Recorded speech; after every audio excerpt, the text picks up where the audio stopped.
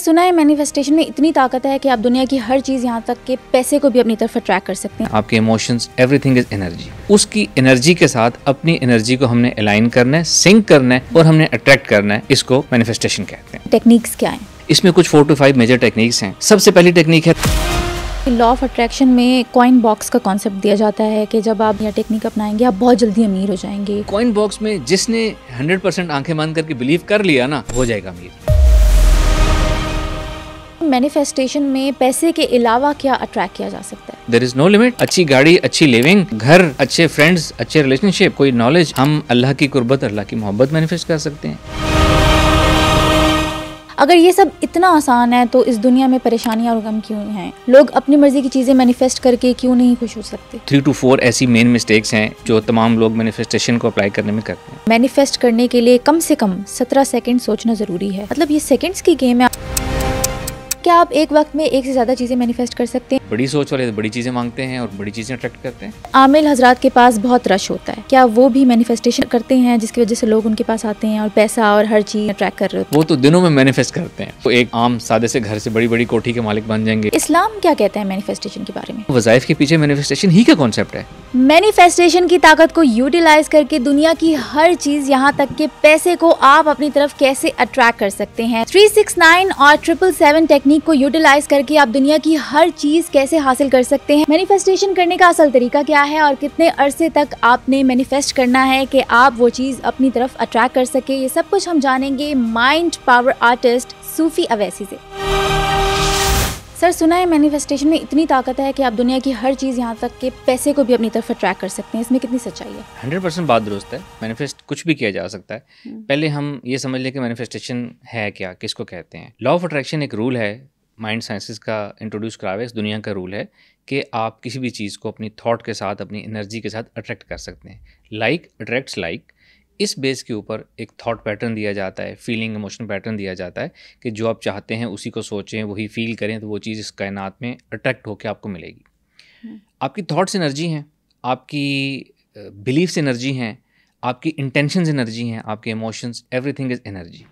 जब ये energy reality में कन्वर्ट हो जाए तो इसको हम मैनिफेस्टेशन कहते हैं। वो लोग जो कहते हैं हम मैनिफेस्ट कर रहे हैं, वो ये कहना चाहते हैं कि वो लॉ ऑफ अट्रैक्शन को अप्लाई करके कुछ हासिल करना चाहते हैं या कर चुके हैं। इसको मैनिफेस्ट करना कहते हैं या मैनिफेस्टेशन कहते हैं। कुछ भी हम मैनिफेस्टेशन से अट्रैक्ट कर सकते हैं। एनीथिंग वी वांट, हमने उसको एक रेगुलराइज पैटर्न के ज़रिए अपनी एनर्जी में उसको लेकर आना है। यानी जिस चीज़ को हमने अट्रैक्ट करना है उसकी एनर्जी के साथ अपनी एनर्जी को हमने अलाइन करना है, सिंक करना है और हमने अट्रैक्ट करना है। इसको मैनिफेस्टेशन कहते हैं। ठीक है सर, आपने कहा सब कुछ अट्रैक्ट कर सकते हैं। पैसा अट्रैक्ट करने के बारे में बड़ी टेक्निक्स बताई जाती हैं कि फलाने टेक्निक को आप अपनाएं तो आप रातों रात अमीर हो जाएंगे।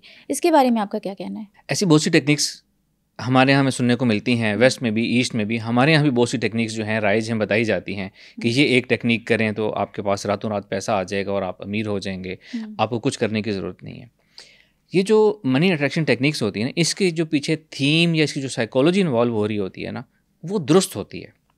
यानी किसी टेक्निक के ज़रिए आपके माइंड को ये ट्रेन किया जाता है कि आप उस मनी ही के बारे में, पैसे के बारे में, दौलत के बारे में अपने माइंड को, अपनी थॉट्स, फीलिंग, इमोशन को उसके मुताबिक ट्रेन करें, अलाइन करें। थीम ठीक होती है उसकी, लेकिन सिर्फ एक टेक्निक अप्लाई करने से आपको सब कुछ मिल जाएगा या रातों रात मिल जाएगा या इसके अलावा कुछ करने की ज़रूरत नहीं है। This is all fake. ऐसा नहीं है। मैनिफेस्टेशन एक पूरा अप्रोच ऑफ लाइफ होता है। वो चीज़ जो एक टेक्निक में बताई जाती है कि इससे पैसा अट्रैक्ट करें, उसी की डिफरेंट फॉर्म्स, डिफरेंट टेक्निक्स को थ्रू आउट योर लाइफ आपने अपनी अप्रोच में, अपनी थॉट्स में इंटीग्रेट करना होता है। अपनी एनर्जी में लाइन करते हैं तो तब चीज़ें अट्रैक्ट होती हैं। ओवरनाइट कुछ नहीं होता। बेहतरीन। मतलब कि इसके स्टेप्स होते हैं और कुछ टाइम पीरियड भी रिक्वायर्ड होता है कि स्पेसिफिक टाइम पीरियड में आप करोगे। अच्छा सर, मुझे ये बताएं कि अगर ये सब इतना आसान है तो इस दुनिया में परेशानियां और गम क्यों हैं? लोग अपनी मर्जी की चीज़ें मैनिफेस्ट करके क्यों नहीं खुश हो सकते? मैं इस बात का जवाब ये नहीं दूंगा कि उनको मैनिफेस्ट करना नहीं आता। अच्छा। बल्कि मैं ये कहूँगा कि हर शख्स इस दुनिया में मैनिफेस्ट कर रहा है। अच्छा, हर शख्स कर रहा है? जो बहुत अच्छा सेटल है वो भी मैनिफेस्ट करके सेटल है, और जो बहुत बुरे हालात में उसने भी उन हालात को मैनिफेस्ट किया हुआ है अनजाने में।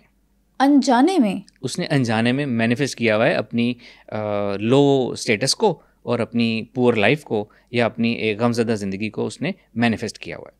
हम जो मैनिफेस्टेशन का रूल है, डिफरेंट टेक्निक के ज़रिए मैनिफेस्ट किया जाता है। हमें ये अंदाज़ा नहीं है कि हम ओवरऑल क्या एनर्जी रेडिएट कर रहे हैं इस कायनात में, इस दुनिया में। हमारी एनर्जी, हमारी सोच का लेवल जो है वो वैसी ही चीज़ें अट्रैक्ट करेगा। वो लोग जो इस चीज़ को जानते नहीं हैं, इस इल्म को, या तो वो अनजाने में गलत चीज़ अट्रैक्ट कर रहे हैं, या वो लोग जो जानते तो हैं इसको ठीक अप्लाई करना नहीं जानते, इसकी एप्लीकेशन गलत कर रहे हैं, इस्तेमाल गलत कर रहे हैं, तो वो भी गलत चीज़ या कम चीज़ अट्रैक्ट कर लेते हैं, अपनी लाइफ में मैनिफेस्ट कर लेते हैं। तो क्या बड़ी गलतियाँ करते हैं लोग मैनिफेस्ट करते हुए? अगर हम मेन मिस्टेक्स की बात करें तो 3 to 4 ऐसी मेन मिस्टेक्स हैं जो तमाम लोग मैनिफेस्टेशन को अप्लाई करने में करते हैं। सबसे पहली चीज़ कि मैनिफेस्टेशन जो है ना, एक सब कॉन्शियस का फंक्शन है, सब कॉन्शियस स्टेट ऑफ माइंड का फंक्शन है कोई चीज़ मैनिफेस्ट करना। यानी कि ऐसा नहीं होगा कि मैं गुस्से में बैठा हूँ, इज़्तिराब की कैफियत में बैठा हूँ, परेशान बैठा हूँ और मैं कुछ सोचूंगा और वो मैनिफेस्ट हो जाएगा, ऐसा नहीं है। हमारी गुस्से में, नॉर्मल लाइफ में, इस वक्त मैं आपसे बात करूँ, मेरे ब्रेन की फ्रीक्वेंसी डिफरेंट है। एक लोअर ब्रेन स्टेट में, एक लोअर ब्रेन फ्रीक्वेंसी में हमें अपने आप को लेके जाना पड़ता है, जहाँ हमारा ब्रेन एक लोअर फ्रीक्वेंसी पे जाता है जिसको अल्फा स्टेट ऑफ माइंड कहते हैं, जहाँ हम एक रिलैक्स माइंड स्टेट में होते हैं। ये जो अल्फा स्टेट या अल्फा फ्रीक्वेंसी होती है ना, इसमें हम इस कायनात में कुछ भी क्रिएट कर सकते हैं, कुछ भी मैनिफेस्ट कर सकते हैं, अट्रैक्ट कर सकते हैं। तो पहली गलती ये है कि लोग ये नहीं जानते कि हमने इसको अल्फा स्टेट हासिल करके मैनिफेस्टेशन की प्रैक्टिस करनी है। अगर वो नॉर्मल रहते हुए आउट ऑफ अल्फा या बीटा स्टेट में, जज्बात की कैफियत में, गुस्से की हालत में कुछ प्रैक्टिस करेंगे मैनिफेस्टेशन की, तो वो असर नहीं रखेगी और कुछ मैनिफेस्ट नहीं होगा। दूसरी बड़ी गलती ये कि थॉट्स अट्रैक्ट करती हैं। हमें ये नहीं पता कि हमने सोचना क्या है। हम ये चाहते हैं कि हमारी बहुत अच्छी ज़िंदगी हो, खुशहाल ज़िंदगी हो, पैसा हो, हमारे पास रिस्क हो, ज़बरदस्त लाइफ हो। हाँ जी। लेकिन हम सारा दिन सोच क्या रहे होते हैं कि हमारी ज़िंदगी अभी तक ख़राब क्यों है, हमें ये भी हासिल नहीं है, हमें वो भी हासिल नहीं है, हमारी फ़लाँ चीज़ भी गलत हो गई थी, फ़लाँ इवेंट में भी हमारे साथ बुरा हुआ था, किस्मत ही ख़राब है, हमारी नसीब ही ख़राब है। हम ये सारा कुछ सोच रहे होते हैं। तो जो आप सोचेंगे वो अट्रैक्ट होगा, ना कि जो आप चाह रहे हैं वो अट्रैक्ट होगा। अपनी चाहत और सोच को अलाइन करेंगे तो जो है मैनिफेस्टेशन होगी। अच्छा। फिर तीसरी बड़ी गलती ये है कि लोग मैनिफेस्टेशन को एक एक्सरसाइज समझते हैं, एक टेक्निक समझते हैं। Manifestation is an approach of life, एक लाइफ स्टाइल है मैनिफेस्टेशन, एक माइंड सेट है, एक टेक्निक नहीं है ये। जो लोग इसको एक ब्रीदिंग टेक्निक की तरह एक्सरसाइज समझ के करेंगे कि जी मैंने सुबह एक दफ़ा एक्सरसाइज कर ली, शाम कर ली तो बस काफ़ी है, और इसके अलावा बाकी टाइम जो है वो फिर अपनी नेगेटिव थिंकिंग और ब्लेम गेम और किस्मत को ब्लेम करना शुरू कर देते हैं। तो ओवरऑल 24 आवर में हमारी ओवरऑल एनर्जी क्या रेडिएट हो रही है, दैट विल मैनिफेस्ट। अगर 3 टाइम में हम 10-10 minute, 30 minutes of the day में हम पॉजिटिव एनर्जी ट्रांसमिट कर रहे हैं और बाकी सारा दिन हम नेगेटिव एनर्जी और मायूसी की एनर्जी ट्रांसमिट कर रहे हैं, तो जो चीज़ ओवरऑल इफेक्ट देगी वो मैनिफेस्ट होगा, ना कि अच्छी चीज़ें मैनिफेस्ट होगी। लास्टली एक बड़ी हम गलती की बात करें तो लोग मैनिफेस्टेशन के तो बहुत शौकीन हैं कि हम मैनिफेस्ट कर रहे हैं। लोगों से पूछेंगे आजकल क्या कर रहे हैं, तो वो कहते हैं हम मैनिफेस्ट कर रहे हैं। लेकिन पूछें कैसे मैनिफेस्ट कर रहे हैं, तो कह रहे हैं हम थॉट के ज़रिए और सोच के ज़रिए हम मैनिफेस्ट कर रहे हैं। प्रैक्टिकल स्टेप्स नहीं ले रहे कोई वो, यानी अपनी लाइफ को चेंज करने के लिए कोई नए आइडियाज़, कोई नई क्रिएटिविटी, नई अपॉर्चुनिटीज़, हुस्न तदबीर, बेस्ट प्रैक्टिसेस, स्मार्ट वर्क, ये चीज़ें नहीं कर रहे। ये आलमी असबाब है, यहाँ असबाब इख्तियार करने पड़ते हैं। असबाब की अपनी वैल्यू है। असबाब का इख्तियार करने के बाद, स्मार्ट वर्क करने के बाद, अपनी हुस्न तदबीर करने के बाद, या उसके साथ साथ हमने मैनिफेस्टेशन टेक्निक्स अप्लाई करनी है, तो वो चीज़ें अट्रैक्ट होंगी। मतलब एक्शंस भी करने हैं अपने, 100% सही and positive actions. Okay sir, manifestation में पैसे के अलावा क्या अट्रैक्ट किया जा सकता है? जब हम कहते हैं कि लाइक अट्रैक्ट्स लाइक और हम कुछ भी मैनिफेस्ट कर सकते हैं, तो देयर इज़ नो लिमिट। हम कुछ भी अट्रैक्ट कर सकते हैं, कुछ भी मैनिफेस्ट कर सकते हैं। हम पैसा मैनिफेस्ट कर सकते हैं, अच्छी गाड़ी, अच्छी लिविंग, अच्छा घर, अच्छे फ्रेंड्स, अच्छे रिलेशनशिप, कोई नॉलेज, इल्म हासिल करना है, हमें स्किल्स करनी है हमने, या इवन हमने अगर परहेज़गारी इख्तियार करनी है, हम अल्लाह की कुर्बत, अल्लाह की मोहब्बत मैनिफेस्ट कर सकते हैं। Anything we want. वाह माशाल्लाह, अनलिमिटेड चीज़ें हैं ये तो, कुछ भी, यहाँ तक कि इल्म भी हासिल कर सकते हैं। जी बिल्कुल। मतलब आप PhD वालों को भी पीछे छोड़ सकते हैं मैनिफेस्टेशन के थ्रू। अगर आप कहें कि मैंने कोई इल्म हासिल करना है, तो इल्म आपके अंदर तो आ जाएगा, डेफिनेटली वो इल्म आपको रास्ते दिखाएगा। मैनिफेस्टेशन आपको रास्ते दिखाएगी, अपॉर्चुनिटीज़ की तरफ लेके जाएगी। आगे प्रैक्टिकल स्टेप्स तो आपने लेने ही लेने। डेफिनेटली, बिल्कुल। चीज़ों को अपनी तरफ अट्रैक्ट करने की टेक्निक्स क्या हैं? इसमें कुछ 4 to 5 मेजर टेक्निक्स हैं। अच्छा, वो क्या? सबसे पहली टेक्निक है थॉट्स। कि हम जो हमारी सोच है ना, हमारी सोच के मुताबिक हमारे इमोशंस शेप लेते हैं, हमारी सोच के मुताबिक हमारी लाइफस्टाइल एडजस्ट होता है, हमारी सोच के मुताबिक हम वो वर्ड्स बोलते हैं जो हम सोच रहे होते हैं, और जैसा हम सोचते हैं वैसा ही हमारी ज़िंदगी में होता है, हो रहा है, बिल्कुल होता है, ये एक हकीकत है। तो सबसे पहले मैनिफेस्टेशन की जो मेन टेक्निक है वो अपनी थॉट्स को अपने रेगुलाइज करना है, अपनी थॉट्स को अपने पॉजिटिव रखना है, कि आपने नेगेटिव नहीं सोचना, आपने पॉजिटिव सोचना है, पॉजिटिव वर्ड्स बोलने हैं। जब हम कुछ सोचते हैं ना अपने जहन में, अगर हम उर्दू स्पीकिंग है तो हम अपने जहन में उर्दू में सोच रहे होते हैं, हम वो सोच में कुछ बोल रहे होते हैं, उस सोच में भी हम क्या अल्फाज बोल रहे हैं, कोई नेगेटिव वर्ड्स यूज़ कर रहे होते हैं, कोई पॉजिटिव। हमने पॉजिटिव वर्ड्स यूज़ करने हैं अपने बारे में या औरों के बारे में भी, किसी के बारे में। फॉर एग्जाम्पल हम किसी से पूछते हैं कि जी आप क्या कर रहे हैं, जॉब क्या कर रहे हैं, तो एक आंसर होता है कि जी हम जॉबलेस हैं, आई एम जॉबलेस। जॉबलेस होना एक नेगेटिव वर्ड है। इसकी जगह ये भी कहा जा सकता है कि जी I am searching for a good opportunity, ठीक है, I am available these days, ये भी कहा जा सकता है। आई एम जॉबलेस एक नेगेटिव वर्ड है, वो नेगेटिव रेडिएशन, नेगेटिव एनर्जी पैदा करता है आपके अंदर। वो मतलब आप क्या बोल रहे हैं, अल्फाज भी एक रेडिएशन प्रोड्यूस कर रहे हैं। ओके। फिर एक वर्ड यूज होता है कि जी I am struggling, it's a negative word. इसकी बजाय ये भी कहा जा सकता है कि जी I am progressing in my career, very true, I am moving on, और मैं अच्छा जा रहा हूँ, एक पॉजिटिव वर्ड है। स्ट्रगल एक नेगेटिव वर्ड है कि आप स्ट्रगल कर रहे हैं, आपको रिजल्ट नहीं मिल रहा। तो ये अल्फाज हम जो अपनी ज़ुबान से बोलते हैं, वो भी जो अपनी सोच में हम सोचते हैं, दोहराते हैं, सोच में भी अल्फाज इस्तेमाल होते हैं हमारे उर्दू ज़ुबान के या किसी भी लैंग्वेज के।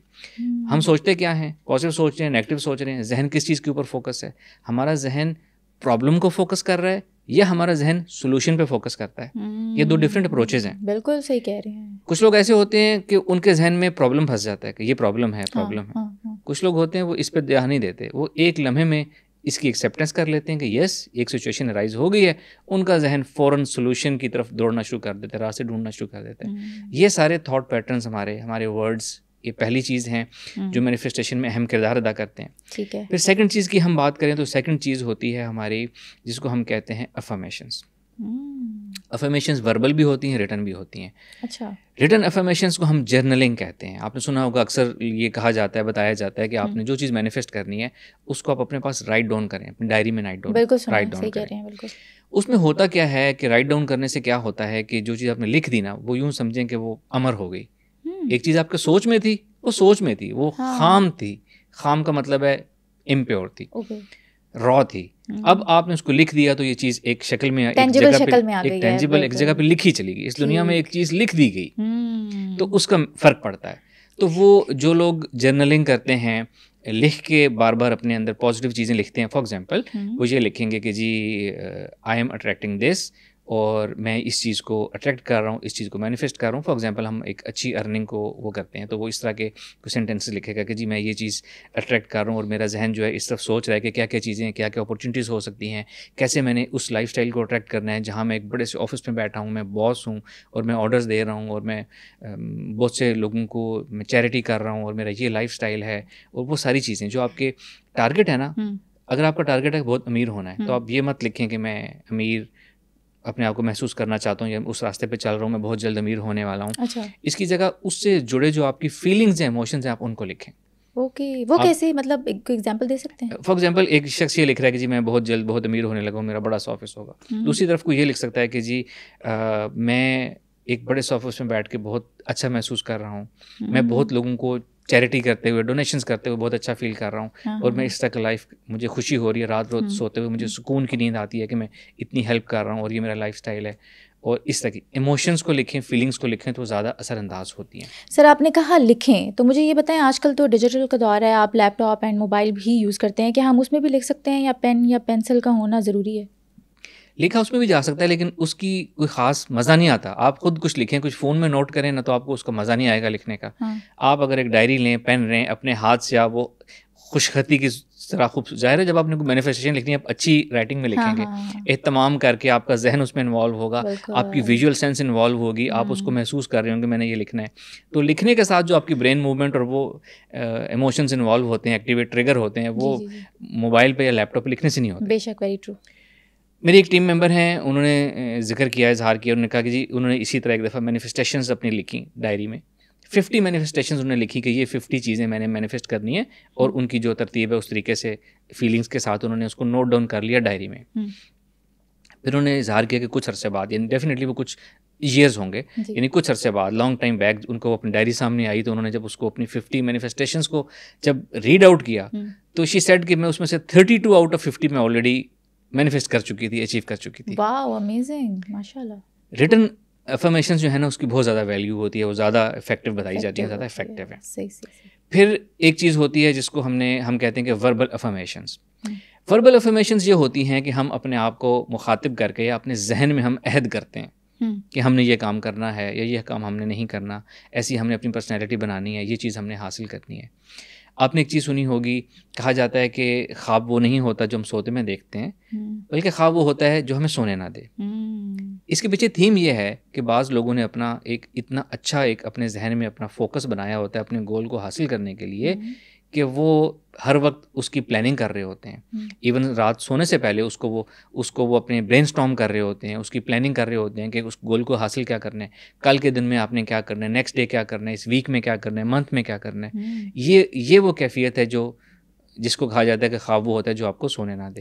तो इस तरीके से जो हम अपने अंदर प्रैक्टिस करते हैं ना, अपने गोल को जिंदा करते हैं, रिवाइव करते हैं, उसको हासिल करने की प्लानिंग करते हैं, बार बार अपने आप को बताते हैं कि ये मैंने हासिल करना है, I have to do this, और ये लाजमी मैंने करना है। इसको अफर्मेशंस कहते हैं, इसको अफर्म करना कहते हैं। और अगर हम इसी चीज़ को कुछ अल्फाज की शक्ल देख के अपने आप से रिपीट करें कि अब से मैंने इस रास्ते पर चलना है, अब से मैंने बाकायदगी से नमाज़ें पढ़नी है, इस रास्ते पर चलना है, मैंने गुनाह नहीं करना, मैंने वक्त ज़ाया नहीं करना, मैंने ये करना है, इस तरीके से ये अल्फाज ऐसे कुछ शक्ल देके उनको बार बार रिपीट किया जाता है। Again subconscious state of mind हासिल करके, रिलैक्स माइंड स्टेट हासिल करके, अपने आप को मुखातिब करके बार बार रिपीट किया जाता है। तो अल्फा स्टेट में अपने आप को मुखातिब करके जो चीज़ बार बार रिपीट की जाए वो आपके अंदर प्रोग्राम हो जाती है, फिर आपका सबकॉन्शियस उसको लाने में, हेल्प करने में, अचीव करने में आपकी हेल्प करता है। फिर एक चीज़ होती है जिसको हम विजुअलाइजेशन कहते हैं, एक नेक्स्ट टेक्निक है। विजुअलाइजेशन ये होती है कि आप विजुअलाइज करते हैं कि आप जो डिज़ायर्ड आपकी लाइफ है वो कैसी होगी। एक अच्छा लाइफ स्टेटस किसी का है तो वो विजुअलाइज करेगा कि जी मेरा एक बहुत खूबसूरत सोसाइटी में मेरा बड़ा सा घर है, 4 कनाल का मेरा घर है, सामने खूबसूरत सा लॉन है, इस तरफ गोल्फ कोर्स है, इस तरफ खूबसूरत सी लेक है इस तरफ, और ये चल रहा है और आप वहाँ लाइफ एंजॉय कर रहे हैं। वो अगेन वो फीलिंग और इमोशन के साथ उसको आप विजुअलाइज करते हैं कि आप ऐसी लाइफ जी रहे हैं और आसपास सोसाइटी में या उसमें ये फैसिलिटीज़ अवेलेबल हैं, आपकी रूटीन ये है, आपकी एक्टिविटी ये है और आप उसमें बड़ा अच्छा महसूस कर रहे हैं, आप उसको एंजॉय कर रहे हैं। इसको कहते हैं विजुअलाइज करना। अब विजुअलाइजेशन में एक चीज़ इंपॉर्टेंट होती है कि बाज़ औक़ात हम विजुअलाइज ऐसे करते हैं कि हम अपने आप को ऐसे पीछे वाले कैमरे के व्यू से देखते हैं कि आप, यानी मैं वहाँ बैठा हूँ और मैं इस तरह के एक अच्छे से घर में बैठा हूँ। इसको हम कहते हैं डिसोसिएटेड व्यू। अच्छा, यानी पीछे वाले कैमरे के व्यू से अपने आप को देखना कि आप कुछ बैठे काम कर रहे हैं। विजुअलाइजेशन इस डिसोसिएटेड व्यू में नहीं करनी होती, विजुअलाइजेशन करनी होती है एसोसिएटेड व्यू में। एसोसिएटेड व्यू होता है कि आप खुद उस जगह के अंदर चले गए, उस अपनी पिक्चर के अंदर हैं और वहाँ से उस बॉडी के अंदर आप खुद हैं, वहाँ से आप अपने राइट लेफ़्ट देख रहे हैं कि मेरे राइट पे ये है, मेरे लेफ़्ट पे ये है, ये फ़र्श है, ये मैं अपने घर के लॉन में फिर रहा हूँ, सामने हवा है। तो एसोसिएटेड व्यू में आप विजुअलाइजेशंस करते हैं और ये विजुअलाइजेशन जो है मैनिफेस्टेशन की बहुत अच्छी और बहुत पावरफुल टेक्निक है। सर, विजुअलाइजेशन और फैंटेसी में क्या फ़र्क है? इसमें थोड़ा सा फ़र्क है।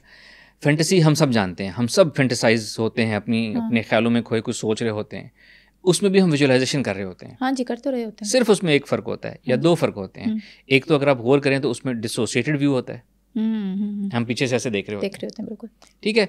दूसरा डिफरेंस ये होता है कि उसमें एक काश या हसरत वाली फीलिंग होती है कि काश ये हो सकता।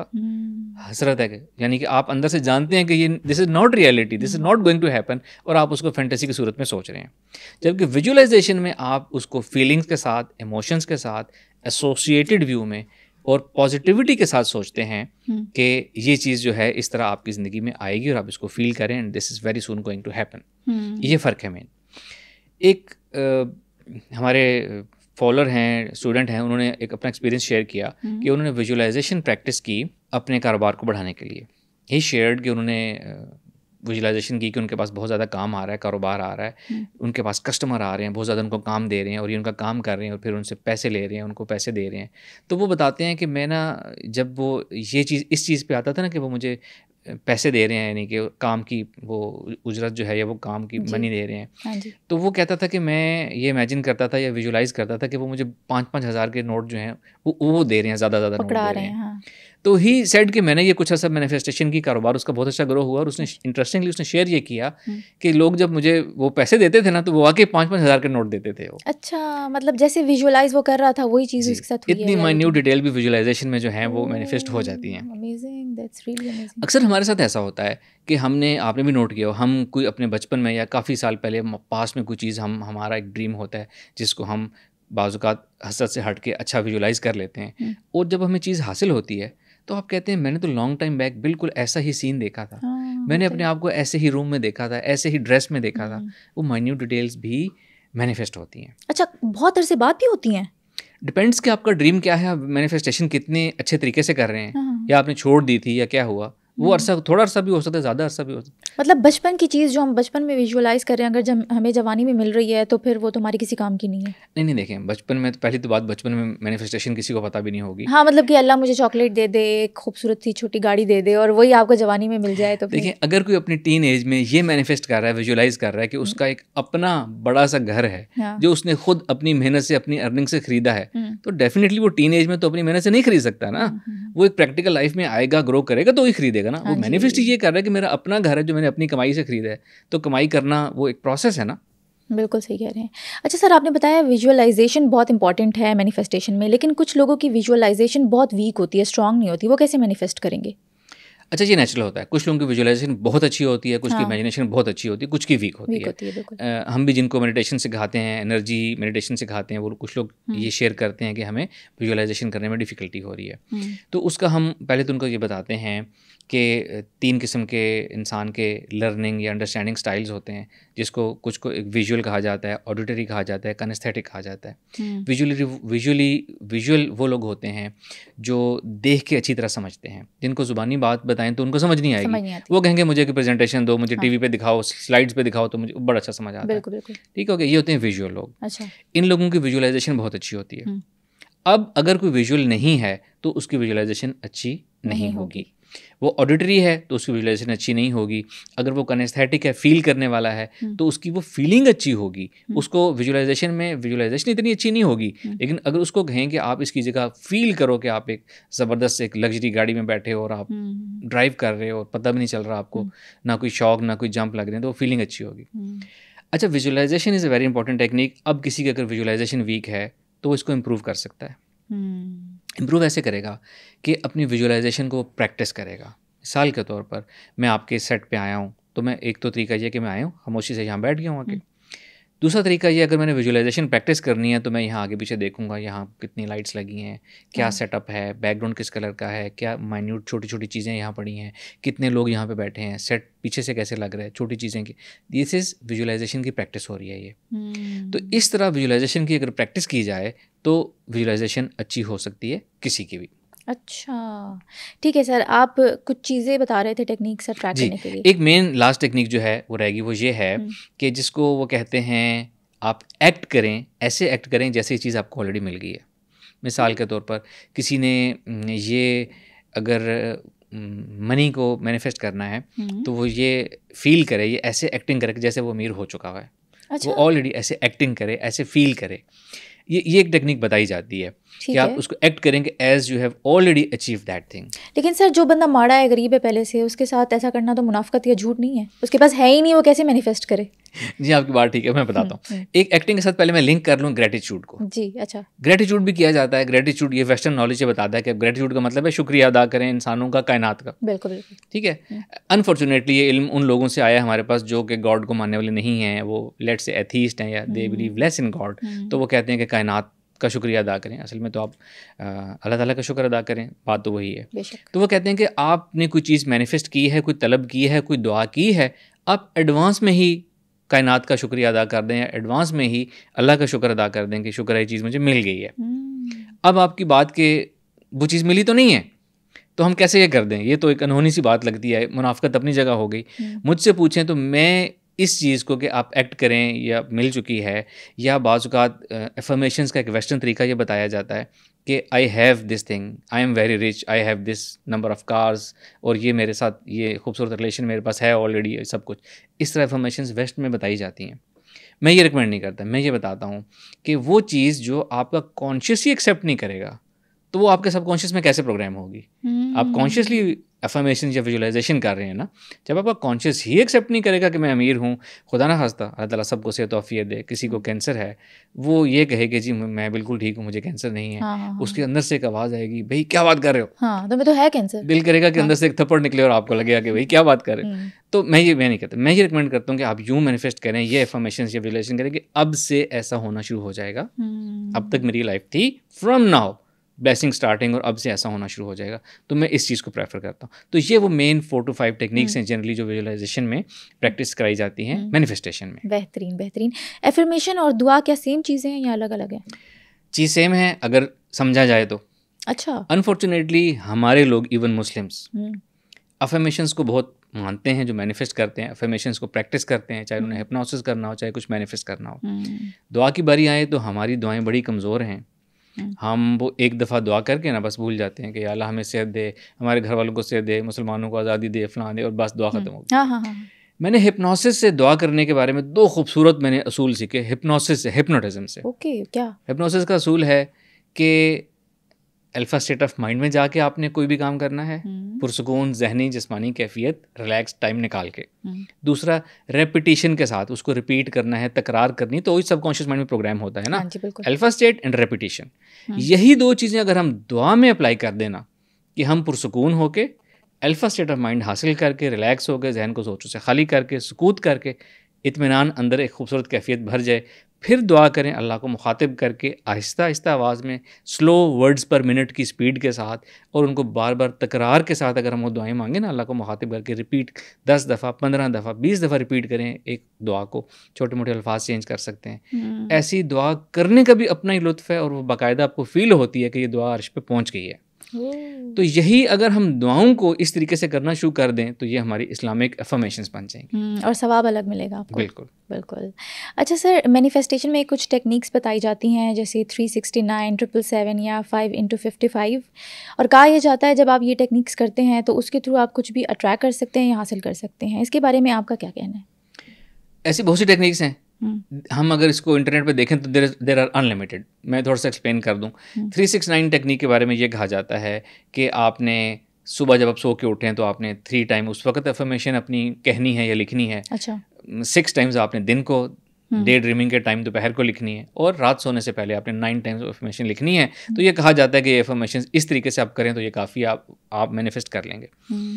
इसी तरह 777 के 7 दफ़ा सुबह, 7 दफ़ा दोपहर, 7 दफ़ा रात सोने से पहले मैनिफेस्टेशन आप अफर्मेशंस या लिखें या बोलें। इसी तरह और बहुत सी चीज़ें हैं। अब ये चीज़ें कहाँ से आईं? या तो ये इमेजिनरी फिगर्स हैं, किसी ने इंट्रोड्यूस करा दी और किसी ने, बाकी लोगों ने इसके ऊपर रिसर्च नहीं की और ये कॉपी पेस्ट चलना शुरू हो गया। अच्छा। या ये भी हो सकता है कि किसी ने इसको ट्राई किया हो और उसको कामयाबी मिली हो और उसने बताया हो कि इसको यूज़ करें तो फ़ायदा होगा। बिल्कुल। लेकिन मेरा इस पे ये मौक़िफ़ है कि ये 369 टाइम्स या 777 times, this is not enough. ये फिगर्स कोई हतमी फिगर्स नहीं हैं। मैंने जो पहले बात की, ओवरऑल आप 24 आवर्स में कैसी एनर्जी रेडिएट करते हैं, उसका एक्यूमुलेटिव रिजल्ट क्या है, रिजल्टेंट एनर्जी आपकी क्या निकल रही है, दैट मैटर्स। अगर आप 777 टाइम्स इन्फॉर्मेशन बोल रहे हैं और इसके अलावा जो बाकी सारा दिन का टाइम है उसमें आप परेशान हैं, उदास हैं, तो ओवरऑल एनर्जी आपकी नेगेटिव होगी। तो दीज फिगर्स डजंट मैटर। ये फिगर कोई भी, मैं एक नई फिगर दे दूं कि जी आज से 786 मैनिफेस्टेशन टेक्निक यूज़ करें जी। 786 बिस्मिल्लाह के अदद हैं, 7 टाइम सुबह, 8 टाइम दिन को, 6 टाइम रात को करें। तो ये फिगर्स कोई भी दे सकता है, बट ये फिगर्स काफ़ी नहीं है। ओवरऑल एनर्जी क्या रेडिएट करते हैं, दैट मैटर्स। बिल्कुल। सर, मैनिफेस्टेशन में टाइम कितना लगता है? डिपेंड, जैसा हमने अभी पहले बात की, अगर कोई टीन एज में किसी ने ख्वाब देखा है तो जाहिर है जब वो प्रैक्टिकल लाइफ में आएगा तो ही पूरा होगा। अगर कोई ऑलरेडी प्रैक्टिकल लाइफ में है, वो अगर कोई मैनिफेस्ट करता है तो बाज़ औक़ात मैनिफेस्टेशन डेज में भी हो जाती है। अच्छा।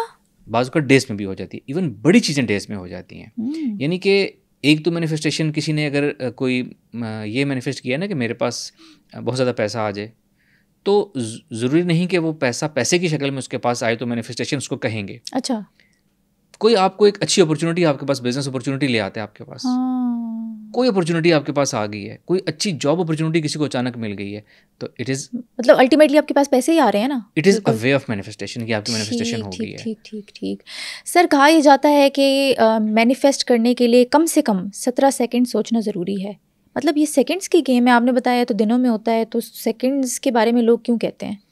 इसका थीम ये है कि सारा दिन तो आपने करना है। अब सारा दिन में सिर्फ मैनिफेस्टेशन तो नहीं करते ना, अपनी ज़िंदगी के काम भी करने हैं। तो वो थीम ये है कि आप सारा दिन इसको बार बार प्रैक्टिस करें। 17 सेकंड्स रूल ये बताया जाता है कि किसी भी चीज़ को आपने चाहे थॉट से उसको थॉट डेलिब्रेशन करनी है उसके ऊपर, या आपने उसको विजुअलाइजेशन करनी है, तो कम से कम आप एक चीज़ के ऊपर 17 सेकंड्स एटलीस्ट कंटिन्यूस उसके ऊपर विजुअलाइजेशन रखें या उसको सोच में रखें। मतलब मिनिमम टाइम पीरियड है, मिनिमम टाइम ये बताया जाता है कि एटलीस्ट ये 17 सेकंड रखें तो कारगर होगी। मुझसे पूछे तो 17 सेकंड्स कुछ भी नहीं है। आपको 17 मिनट्स की बात करें तो यस, मैं मान सकता हूँ कि देयर इज समथिंग। कि आपने नोट किया होगा, अगर हम अक्सर अपने ख्यालों में खोए होते हैं, जैसे फैंटेसीज में खोते हैं, जी जी, घंटे घंटे गुजर जाते हैं, हमें पता नहीं चलता। तो इतना टाइम लगेगा तो चीज़ मैनिफेस्ट होगी। बिल्कुल, और अल्फा स्टेट में आने के लिए भी तो कुछ टाइम रिक्वायर्ड होगा ना। जी बिल्कुल ऐसे ही है। सर, क्या आप एक वक्त में एक से ज़्यादा चीज़ें मैनिफेस्ट कर सकते हैं या एक ही करनी है सिर्फ? 100%। जब हम मैनिफेस्टेशन की बात कर रहे हैं कि वी कैन मैनिफेस्ट एनीथिंग अपने थॉट, अपनी एनर्जी को वाइब्रेट कराने से, तो देयर इज़ नो लिमिट। आप एक चीज़, किसी की छोटी सोच है तो वो छोटी चीज़ मांगेगा, एक चीज़ मांगेगा। बड़ी सोच वाले तो बड़ी चीज़ें मांगते हैं और बड़ी चीज़ें अट्रैक्ट करते हैं। अमेजिंग। सर, सिर्फ हम अपने लिए मैनिफेस्ट कर सकते हैं या दूसरों के लिए भी करना चाहिए? दूसरों के लिए भी कर सकते हैं और दूसरों के लिए करना चाहिए।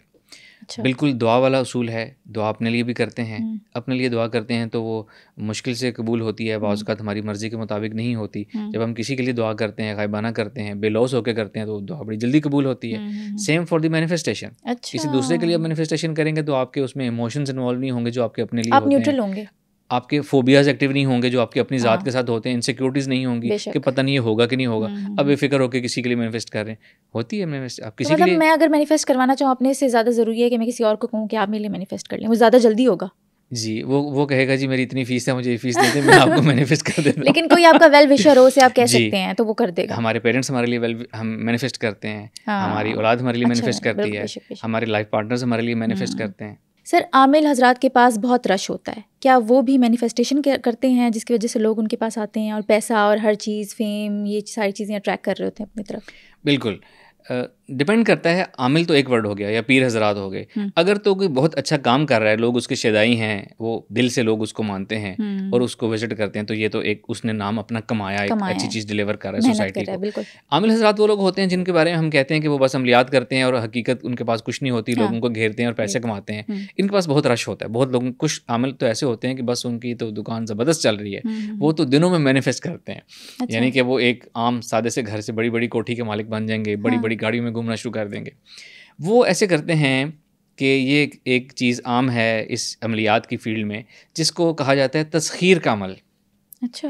यानी कि कुछ ख़ास वज़ाइफ, कुछ ख़ास तरतीब से वो इस नीयत से पढ़ते हैं कि वो मखलूक को तस्खीर करें, चाहे वो इंसान हैं, चाहे वो जिन्नात हैं, मोकलात हैं। इसका एक ख़ास, एक स्पेशल वजीफ़ा या तस्खीर का अमल किया जाता है और वो हमेशा करते रहते हैं कि इंसान भी, जिन्नात भी, मोकलात भी, या जो स्पिरिचुअल फोर्सेस हैं वो उनकी तरफ अट्रैक्ट हों, वो उनसे रुजू करें और वो उनकी सपोर्ट में बने। अच्छा। ये इस तरीके से लोग ये ऐसे मैनिफेस्टेशन करते हैं कि उनके पास इल्म कुछ नहीं होता, पॉजिटिव देने को कुछ नहीं होता, लेकिन उनके पास लाइनें लगी हुई हैं, लोग आई जा रहे हैं। This is also a part of manifestation. तो इस तरह की मैनिफेस्टेशन भी काम कर लेती है? जी बिल्कुल करेगी। वज़ाइफ के जो पीछे जो असल कॉन्सेप्ट है, अच्छा, वो वज़ाइफ के पीछे मैनिफेस्टेशन ही का कॉन्सेप्ट है कि आप वज़ाइफ करते हैं पॉजिटिविटी के साथ। फॉर एग्ज़ाम्पल, आपने किसी वजीफ़ा कर रहे हैं, आप या रहमानों का वजीफ़ा या रहीमों का कर रहे हैं कि अल्लाह ताला रहम है, अल्लाह ताला की रहमत आप इसे मैनिफेस्ट करते हैं। वज़ाइफ के पीछे सारी जो साइकोलॉजी होती है वो मैनिफेस्टेशन ही की होती है। इस्लाम क्या कहता है मैनिफेस्टेशन के बारे में? इस्लाम तो मैनिफेस्टेशन को बहुत ज़्यादा सपोर्ट करता है, रिकमेंड करता है। अच्छा। सबसे पहले हदीस कुदसी, अल्लाह ताला फरमाते हैं मुझे जैसा गुमान करोगे मुझे वैसा ही पाओगे। तो ये वही बात होगी कि like attracts, exactly law of attraction के ऊपर ये हदीस कुदसी है कि मुझे जैसा गुमान करोगे मुझे वैसा ही पाओगे। वेस्टर्न साइंसेस कहती हैं कि आप कायनात आपको वापस वो मल्टीप्लाई करके देती है, आप कायनात से मांगते हैं। रिलीजन कहता है कि ये हमारा अल्लाह ताला देता है। एक और हदीस कुदसी है गालिबन। अल्लाह ताला फरमाते हैं कि वो हदीस तवील है कि उसका जो शॉर्ट सा पोर्शन मैं वो बयान करना चाह रहा हूँ वो ये है कि अल्लाह ताला फरमाते हैं कि ज़माने को बुरा ना कहो, मैं ज़माना हूँ। अल्लाह ताला कहते हैं, अल्लाह ताला ज़माना ख़ुद हैं, अल्लाह ताला वक्त हैं, अल्लाह ताला नूर हैं, एनर्जी हैं। जिसको साइंस कायनात कह रही है या एनर्जी कह रही है, अल्लाह ताला वो अल्लाह ताला की ज़ात है। तो आपने अल्लाह ताला से ही असल में आप चीज़ें मांग रहे हैं और अल्लाह ताला ही आपको जैसा गुमान कर रहे हैं वैसे ही आपको दिया जा रहा है। फिर वज़ाइफ हो गए, वज़ाइफ अट्रैक्ट करते हैं, फिर हमारी दुआएं हो गई, हमें दुआएं बताई गई हैं। ये तमाम चीज़ें जो हैं वो मैनिफेस्टेशन की तरफ हमें लेके जाती हैं। ज़बरदस्त।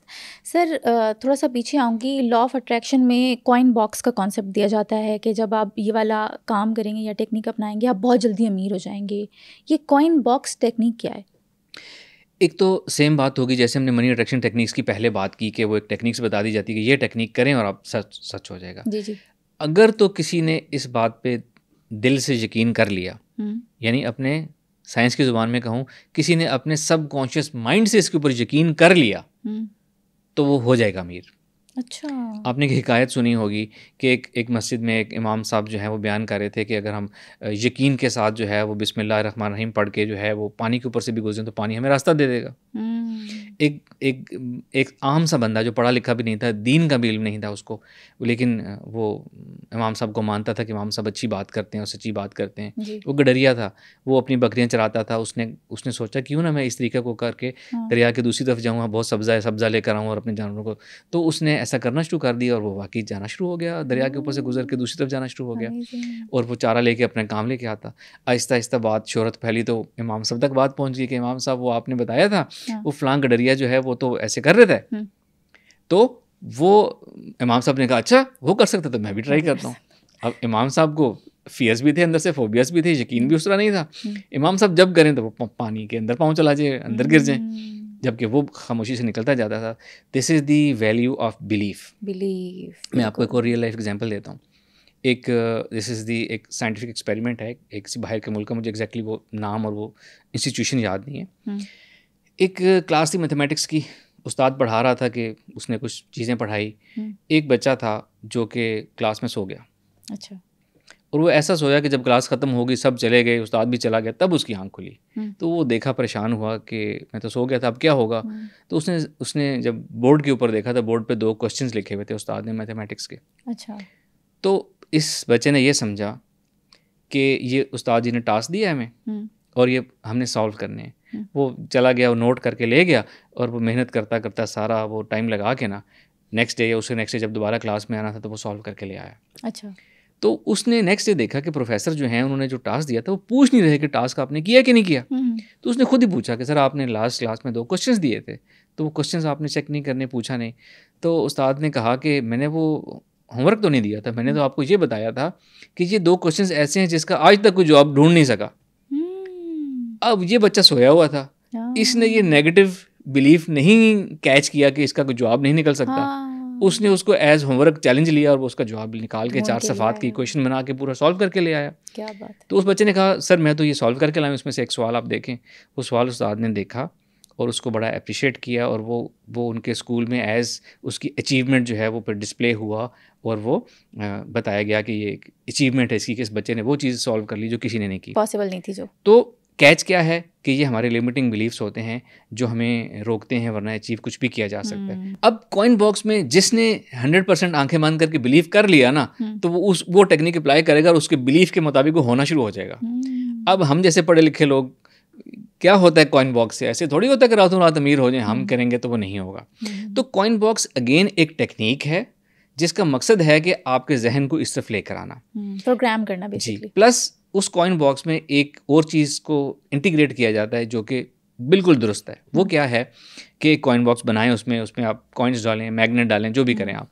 उसके बाद क्या बताया जाता है कि आपने रोज़ाना कुछ अपनी डेली लाइफ में से कुछ कॉइन्स या कुछ नोट्स इसमें डालते जाना है और कुछ निकाल के आपने ज़रूरतमंदों को डिस्ट्रीब्यूट करते चले जाना है। अच्छा। एक ये भी एडवांस टेक्निक बताई जाती है। ठीक। अब ये जो सेकंड स्टेप है ना कि आपने उसमें से कुछ निकाल के ज़रूरतमंदों को आपने देते जाना है।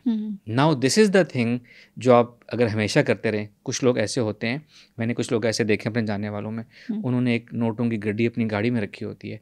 कोई भी आएगा तो उसको ना नहीं करनी, वो चाहे आप उसको 10 का नोट दें वो देते रहते हैं। जबरदस्त। अब ये एक चीज़ कंटिन्यूस हो रही है, आपको ट्यून कर रही है, ट्रेन कर रही है कि आप लोगों को पैसा दे रहे हैं। अब एक मैं आपको स्पिरिचुअल इसकी वैल्यू बताता हूँ। इसकी स्पिरिचुअल वैल्यू ये है कि आप लोगों को कुछ पैसा रिस्क देने का सबब बन रहे हैं। हाँ जी। ऐसी चीज़, ऐसे अमल, ऐसे आइडियाज़ अल्लाह ताला को बहुत पसंद है। वो लोग जो ऐसा काम करते हैं, सदका खैरात बहुत ज़्यादा करते हैं, लोगों की मदद करते हैं, या कोई ऐसे बिजनेस आइडिया क्रिएट करते हैं जहाँ से बहुत ज़्यादा लोगों की रोज़ी जुड़ जाती है। मैं आपको मिसाल देता हूँ। ये हमारे यहाँ जो टैक्सी सर्विसेज हैं, इनड्राइव हो गई, यंग हो गई, जी। किसी का आइडिया, घर बैठे एक आइडिया आया, वो एक उन्होंने सिर्फ सॉफ्टवेयर बनाया है, इधर से राइडर्स को जॉब मिल गई, लोगों के लिए आसानी। कितने राइडर्स की इसमें से रोज़ी जुड़ी हुई है। बेशक बेशक। फूड पेंडा को देखें, कितने राइडर्स, कितने रेस्टोरेंट्स का काम इसके साथ चल रहा है। बेशक, बिल्कुल। यानी कि ऐसा बिजनेस जिससे दूसरे लोगों के लिए बिजनेस क्रिएट हो रहा है, उनके लिए रिस्क बन रहा है। जब आप दूसरे लोगों के लिए रिस्क का सोर्स बनते हैं ना, तो अल्लाह ताला आपके ऊपर रिस्क के रास्ते वसी कर देता है, क्योंकि अल्लाह ताला ने उनके लिए भी आपको देना है। तो ये टेक्निक उसके लिए सेकंड स्टेप जो है दैट इज़ वेरी इंपॉर्टेंट। बिल्कुल बेशक सर। अब मुझे ये बताएं कि क्या क्या चीज़ें मैनिफेस्ट करनी चाहिए एक इंसान को? मुझसे पूछें तो सब कुछ मैनिफेस्ट करना चाहिए जो इंसान अपनी ज़िंदगी में चाहता है, जो उसके ड्रीम्स हैं। But 2 things I will emphasise जो कि मैनिफेस्ट करनी चाहिए। एक ये कि हमें अल्लाह की रज़ा मैनिफेस्ट करनी चाहिए। मैं इसकी रीज़न बताता हूँ। एक रीज़न तो ये कि अल्लाह राज़ी तो सब राज़ी, सब काम आसान। दूसरी बात, एक कुरान पाक की आयत है जिसका ये तर्जुमा है, अल्लाह ताला फरमाते हैं कि तुम चाह भी नहीं सकते अगर अल्लाह ना चाहे तो। अब देखें, सारी मैनिफेस्टेशन लॉ ऑफ अट्रैक्शन से जुड़ी है। पहले चाहत पैदा होती है, फिर थॉट आते हैं और फिर सब कुछ होता है। बेशक। तो आपने अगर चाहत करनी है, मैनिफेस्टेशन करनी है, तो सबसे पहले तो आप अल्लाह को राज़ी करें कि अल्लाह चाहे आपके लिए, आपसे मोहब्बत करे, उसके बाद आप जो चाहें अट्रैक्ट करें। बेशक। सेकंड मैं कहता हूँ, एक सेकंड इग्नोर्ड चीज़ जो है वो ये है हैप्पीनेस। लोग सब कुछ मैनिफेस्ट करते हैं, हैप्पीनेस को सोचते भी नहीं है, हैप्पीनेस को मैनिफेस्ट करते भी नहीं है। पैसों से और ये जो दूसरी चीज़ें हैं टेंजिबल, उनसे जोड़ देते हैं कि ये होगा तो हम खुश होंगे। लग्जरी लाइफ आ गई, बड़े घर, गाड़ियाँ, बड़ा बिजनेस, सब कुछ आ गया। आप हैप्पी नहीं हैं क्योंकि आपने इस तरफ तवज्जो ही नहीं दी, आपने इस चीज़ को मैनिफेस्ट किया ही नहीं। आपको पता है कि माहिर नफ्सियात जो होते हैं ना, हमारे यहाँ तो ट्रेंड कम है, अगर हम बाहर के मुल्कों की बात करें तो माहिर नफ्सियात के जो वेटिंग रूम्स होते हैं ना, वो ज़्यादातर अमीर लोगों से भरे हुए होते हैं। उनके पास सुकून नहीं होता, उनके पास हैप्पीनेस नहीं होती। Happiness is important. यही वजह है कि जो लोग मैनिफेस्टेशन कर लेते हैं वो कहते हैं मैनिफेस्टेशन तो कर लिया, ज़िंदगी में मज़ा कोई नहीं है, क्योंकि आपने हैप्पीनेस मैनिफेस्ट नहीं की थी। तो ये 2 चीज़ें जो हैं वो ज़रूर मैनिफेस्ट करनी चाहिए हर इंसान को। अच्छा सर, आपने कहा कि बंदा जब गुस्से में ना हो या फिर अल्फा स्टेट में हो तब जाके मैनिफेस्ट करे, लेकिन बंदा हर वक्त सेम इमोशन में भी नहीं हो सकता ना। आपने कहा कि कॉन्शियस माइंड में भी आप ये चीज़ें अट्रैक्ट कर सकते हैं, लॉ ऑफ अट्रैक्शन। तो जब बंदा एक इमोशन में नहीं होता, उसको गुस्सा भी आ सकता है या वो डाउन हो सकता है, तब वो कैसे मैनिफेस्ट करे? इसका हल ये है कि जब इंसान का कभी मूड ऑफ हो, गुस्सा हो, वो डाउन फील कर रहा हो, ये हम सबके साथ होता है। टेम्पररी सैडनेस की फीलिंग, टेम्पररी डाउन होना हम सबके साथ होता है। विदाउट एनी रीज़न भी होता है। जी, मेरे साथ भी होता है। आम साइकिल है, इस पर परेशान नहीं होना कि ऐसा क्यों हो रहा है, साइकिल है ये। तो जब आप डाउन फील कर रहे हैं, जब आप मूड ऑफ है, गुस्सा है, तब आप कोई मैनिफेस्टेशन की टेक्निक प्रैक्टिस करें भी मत। अच्छा। आप या तो तब करें जब आप नेचुरली खुश हैं, अच्छा महसूस कर रहे हैं, आप तब करें। या आप ऐसा कर सकते हैं कि आप मैनिफेस्टेशन से पहले अपनी कोई ऐसी पास चीज़, हर एक की लाइफ में कोई जॉयबल मोमेंट्स होती हैं, कोई ऐसी मोमेंट्स सोचें, कोई ऐसा सीन, ऐसा इवेंट, टाइम सोचें जहाँ बहुत खुश थे। आप उस सीन के अंदर चले जाएं जहाँ आप वो खुशी महसूस कर रहे हैं, आपकी पसंद की चीज़ें हो रही हैं, आपकी पसंद के लोग थे, वो जहाँ आप हंस रहे हैं, खुश हैं, उस चीज़ को थोड़ी देर के लिए आप विजुलाइज करें, सोचें। आपके अंदर खुद ही एक इत्मीनान उतरेगा, आपके चेहरे पे मुस्कुराहट आएगी। उसके बाद आप विजुलाइजेशन, मैनिफेस्टेशन, एफर्मेशंस प्रैक्टिस कर लें। ये एक दूसरा तरीका ये है कि हम आम लाइफ में, डेली लाइफ में जी, हम ये देखते हैं कि अक्सर हम अपनी वर्क प्लेस पे, अपने घर पे कोई कैजुअल बातें हो रही हैं और बेख्तियार हम किसी बात पे हंस रहे हैं। बेख्तियार हमें कहका आ रहा है, कहका लग रहा है। कहीं से कोई लतीफ़ा सुना तो हमें बड़ा अच्छा लगा। किसी की चैट, किसी से मैसेजिंग हो रही है तो अचानक हमारे चेहरे पे मुस्कुराहट आ गई। ऐसे जो टाइम्स है ना कि अचानक आपके चेहरे पे मुस्कुराहट आ गई, किसी लतीफ़े ने आपको बेख्तियार हंसा दिया, ऐसे मौक़ों पे मैनिफेस्टेशन कर लिया करें साथ ही। अच्छा, जैसे ही मतलब आपका मूड अच्छा, मैनिफेस्ट कर लें साथ ही कि मैं ये कर सकता हूँ तो मुझे ये मिलेगा। अच्छा सर, मैनिफेस्ट करते हुए वो कौन सी चीज़ें होती हैं जो हमारी राह में रुकावट बनती हैं? सबसे बड़ी चीज़ हमारे लिमिटिंग बिलीफ्स। अक्सर लोगों की चीज़ें मैनिफेस्ट इसलिए नहीं होती कि वो लिमिटिंग बिलीफ्स। फॉर एग्जांपल, एक लिमिटिंग बिलीफ किसी का ये हो सकता है कि ये मैनिफेस्टेशन ये कुछ भी नहीं होता, इससे थोड़ी चीज़ ज़िंदगी बदलती है। एक ये लिमिटिंग बिलीफ है किसी का, हाँ जी, होता है, ठीक हो गया। बिल्कुल। एक लिमिटिंग बिलीफ किसी का ये हो सकता है कि वो कह रहा है कि जी मेरे पास बहुत से पैसे आएंगे, मैं बहुत अमीर हो जाऊंगा, इतनी बड़ी कंपनी का मालिक होऊंगा। वो अंदर से उसका एक लिमिटिंग बिलीफ है कि मेरे पास कहाँ से पैसा आना है, मैं सादी सी ज़िंदगी गुजार रहा हूँ, ये मजदूरी कर रहा हूँ, ये काम कर नौकरी कर रहा हूँ, मेरे पास कहाँ से पैसा आ जाना है। यानी कि उसका एक लिमिटिंग बिलीफ है कि उसके पास पैसा नहीं आ सकता। कायनात के पास, अल्लाह ताला के पास कोई लिमिटेशन नहीं है। अल्लाह ताला हर इंसान को जो चाहे, जिसको चाहे, जब चाहे दे सकता है। तो ये अपने लिमिटिंग बिलीफ्स हमारी सबसे बड़ी रुकावट है मैनिफेस्टेशन में। इससे मिलती जुलती चीज़ एक फियर्स या फोबियाज़, कि ये कैसे होगा।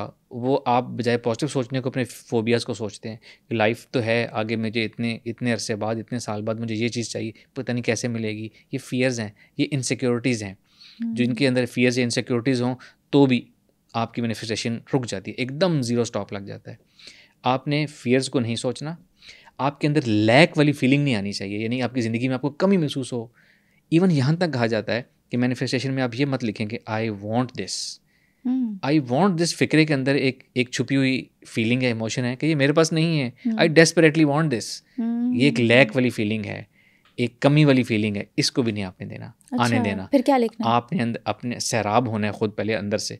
अपने सारे लैक ख़त्म करने हैं, फोबियाज, लिमिटिंग बिलीफ्स ख़त्म करने हैं, पॉजिटिव इमोशंस लेकर आने हैं, और फिर आपने वो विजुलाइज करना है, अफर्मेशंस करना है कि very soon I am going to get this and this is happening, और विजुलाइज करें, फीलिंग के अंदर आए।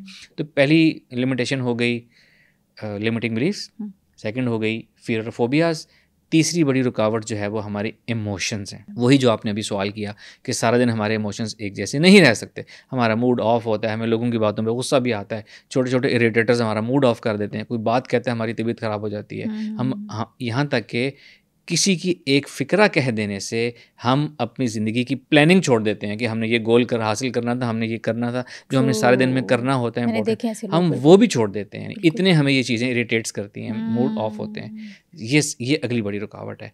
अगर किसी को ऐसी मसाइल दरपेश हैं तो उसको सबसे पहले इनका हल करना चाहिए। इनका हल ये है कि आप अपनी ऑरा को ठीक करें सबसे पहले। इसका बेसिक हल ये है कि यू गेट हेल्प। आप किसी साइकोलॉजिस्ट से मिलें, थेरेपीज़ लें, किसी थेरेपिस्ट से मिलें, हिप्नोथेरेपी करवाएं और अपनी ये चीज़ हल करवाएं। या हम इसकी कुछ सेल्फ हेल्प एक्सरसाइजेस बताते हैं जिसको हम डिसोसिएशन टेक्निक्स कहते हैं, यानी कि अपने आप को इन चीज़ों से डिसोसिएट कर लें। वो लोग वैसे के वैसे ही रहेंगे, लोगों का रवैया वैसा ही रहेगा, वो वैसी ही बातें करेंगे, लेकिन अब डिसोसिएट होने के बाद वो वैसी ही बातें करते रहेंगे, आपको कोई मसला नहीं होगा, आप अंदर से मुस्कुरा रहे होंगे कि इसका क्या लेवल है, क्या ज़र्फ़ है इसका। तो इमोशंस जो हैं वो अगली बड़ी रुकावट आ गए इस रास्ते में। फिर हम और बात करें तो बहुत से लोग मैनिफेस्टेशन में ना बहुत पिन पॉइंट हो जाते हैं, नैरो डाउन कर लेते हैं। आपको एग्जांपल दूं कि एक बहुत सी अच्छी जॉब की एक ऐड आया है, पोस्ट आई है कि जी ये जॉब चाहिए, हमें ऐसे लोग चाहिए। हम ये फ़र्ज़ कर लेते हैं कि 100 लोग हैं जो उसको क्वालिफाई करते हैं, उनके पास वो क्वालिफ़िकेशन भी है, उनके पास वो एक्सपीरियंस भी है, उनके पास वो कॉन्फिडेंस भी है, उनके पास एवरीथिंग, उनकी एनर्जी भी बहुत अच्छी है, और वो मैनिफेस्टेशन के भी एक्सपर्ट हैं 100 के 100।